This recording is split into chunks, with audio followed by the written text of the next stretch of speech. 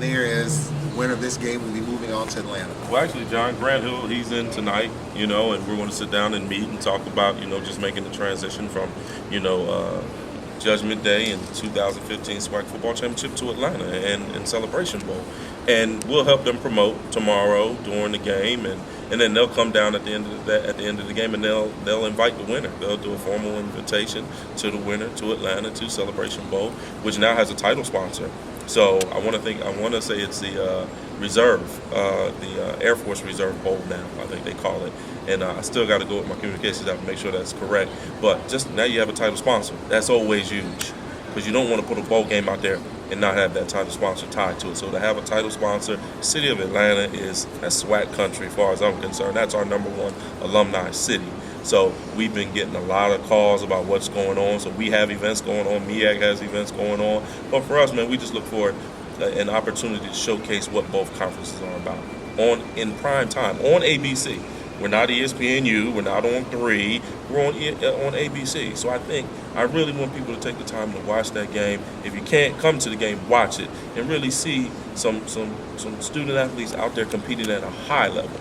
And I think you'll be excited and satisfied with what you see. I know a lot of people talk about Atlanta not being in the SWAC footprint, but could this be the opportunity to now put Atlanta in the SWAC footprint with a game like this? Well, for me, SWAC, Atlanta's always been in SWAC footprint. I mean, I go to Atlanta all the time. I'm 2 hours from there, and I have my SWAC shirt on. Every 50 steps, somebody asks me what SWAC school did I go to, because they want the Alabama State, or they want the Jackson State, or they want the Alcorn or Grambling. So you can't walk through Atlanta without running into somebody who went to a SWAC school. Yeah. So for me, I think it's already in our footprint. Officially, no, we haven't made it our footprint, but unofficially, it's already SWAC footprint, really. Then, obviously, with the Celebration Bowl and the SWAC championship game, it leads to another discussion and all kinds of discussions throughout, as you know, the FCS playoffs. Sure. And we've talked about this, and we've back and forth. There's been some passionate fans, pro and against. We know the financial pros and against. Sure. But now with a team like Prairie View, and this was kind of one of the rarities. You had a team like Prairie View play well, had a great resume to make the case for the FCS playoffs. Sure. Is the case now closed on the FCS playoffs and the SWAC participating in it? We know we don't have an automatic bid, but in terms of an at-large bid, considering the Celebration Bowl, considering the SWAC championship game, is it pretty much a done deal that we probably won't get a team in the FCS playoffs anytime soon? I wouldn't say that. I think it's going to be tough. You take a case of a Prairie View. We can't go lose to a Texas State in a really lopsided game and then turn around. Texas State only won 4 games this year, because that hurts the resume. And I've sat on those ranking committees, and I've seen schools in our league that were very one-loss teams. They'd be 8 or 9 in the region. They only take the top 2 out of the region. So what we got to do, we got to start scheduling those other conferences, and we got to start to beat them. And that's how you raise the RPI, and that's when they have to recognize you. Right now, you play we're going to a 7-game schedule. That's going to help, because when you play all 9 SWAC schools, that hurts your RPI right now. But when you can go out and play other conferences, these OVCs and these Southlands and Sun Belts, and you can compete and win those games, that's going to help your resume when the selection committee looks at that and goes, should we let that SWAC team in? And you look at the Western Illinois. I mean, they're a 6-5 team. They had 5 losses, and they got in. And Prairie View didn't. So that was somewhat shocking, But no disrespect to Western Illinois or the committee. It's just what happened that year. But I'm just saying, from a SWAC standpoint, we've really got to take care of that business ourselves. We got to go out and schedule better, and then we got to go beat those folks. There was some reports out there that there was no representation from either the SWAC or MEAC on the committee. Is there any truth to that? I don't know. I mean, that's something for NCAA call. Now, again, I've been on the ranking committee regionally, but far as someone being on the NCAA football selection committee, playoff selection committee, I'm not sure. Yeah. We were SWAC Commissioner Duer Sharp here on At the Half of the 2015 SWAC championship game. You talked about the 7-game mandate that's going to be kicking in. That's going to be in 2017, correct? 17 we'll go to a 7-game conference schedule. So how is that coming? What's the process now? You're still a year and change away from that. What are y'all working on now? Really, you're just tightening up the schedule. And then once you get that original first schedule done, then you go to the corresponding date. So you'll play the same team every year, the same weekend, just home and away will change until the athletic directors and SWAs decide they want to change, and then we'll change up the schedule. For us, it's just a click of a button because it's a computer program that does the schedule for us. Yeah. But we want the membership to be okay with it. On Wednesday, the ADs and SWAs approved the schedule. Yesterday, the presidents approved it. So we do have a master schedule, and then everything just kind of goes from the master schedule. So the matchups, the Alcorn and Grambling and Southerns, if they're not in the 3 that counts, will they still be able to play each other even though it doesn't count in the standings? Yeah, you can do that. I think you don't want to take away those rivalries because they're not on the schedule. You still want to allow those folks to enjoy those contests. So yes, you will be able to play a team that is not on your schedule. The game, of course, will not count to the conference schedule, but you can play. Yeah, and it's good to protect those matchups, obviously. Yeah, exactly. Last time I saw you was down in Baton Rouge in one of the worst rainstorms that I've been a part of. And I saw you. I don't know if you had a suit on or you had a windsuit. I don't know which Oh one no, it was. bro, that was a rain suit. Windsuit wouldn't have helped you that day.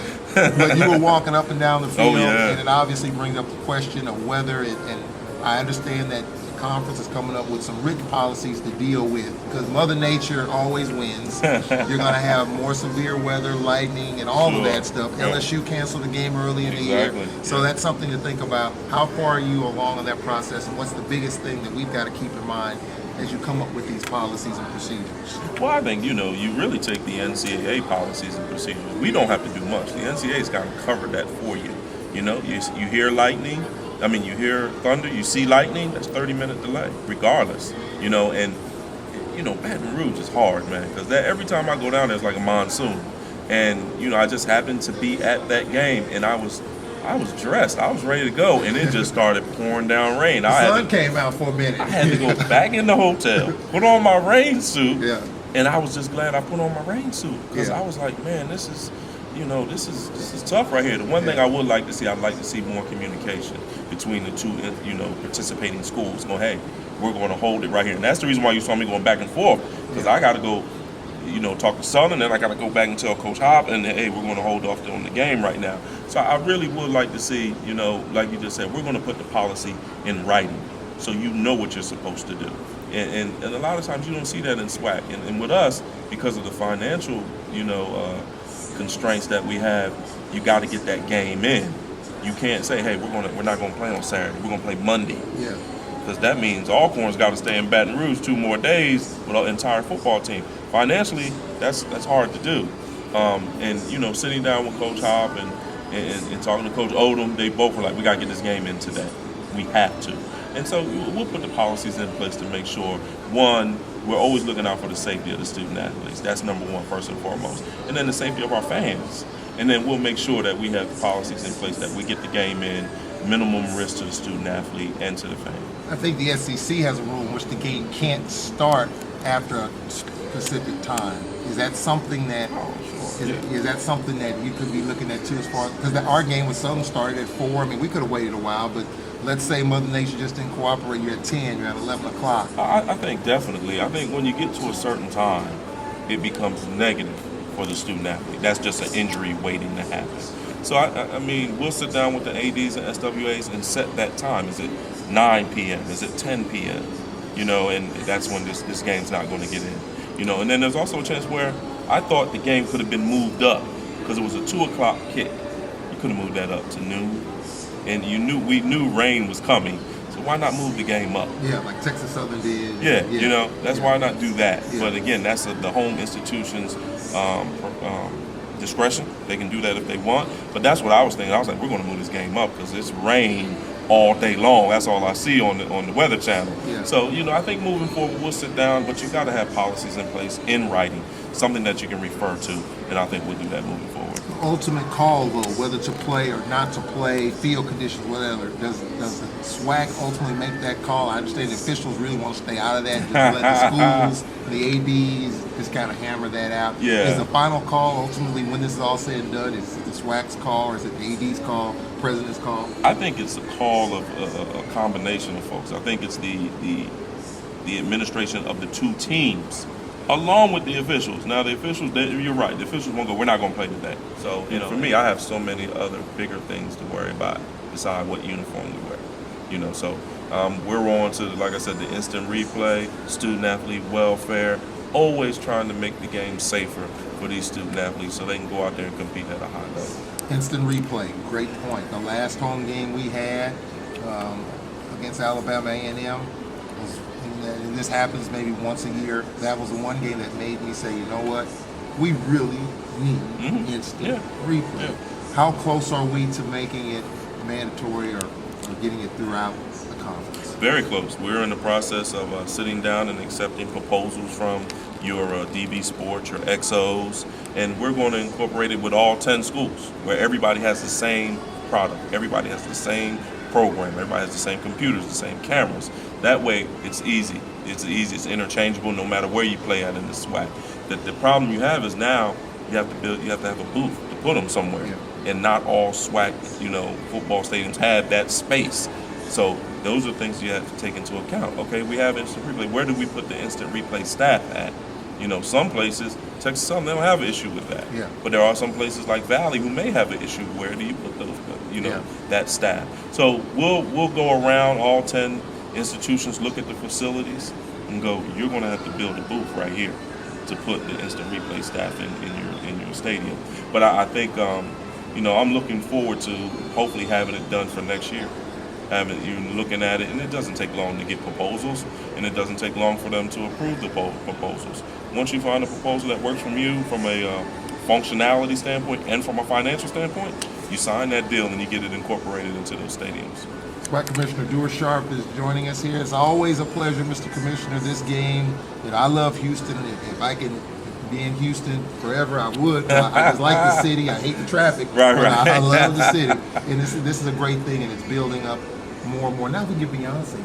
Is that what that'll be the grand slam? Look, man, I've known you for a while now, and every time I see you, as the person was baseball, man, we gotta fix baseball. I fixed baseball. It's in New Orleans now, and everybody's happy. Beyonce, I'm gonna let y'all worry about that. I'm just gonna see a good football game, and these officials do what they're supposed to do, and I'm happy. Hey, you wouldn't have to worry about. You don't have to worry about money. You get that. Hey, that's probably a couple of meals. It's going to cost you a couple million to get it here. But we'll work on that. We appreciate your time. All right, thank you.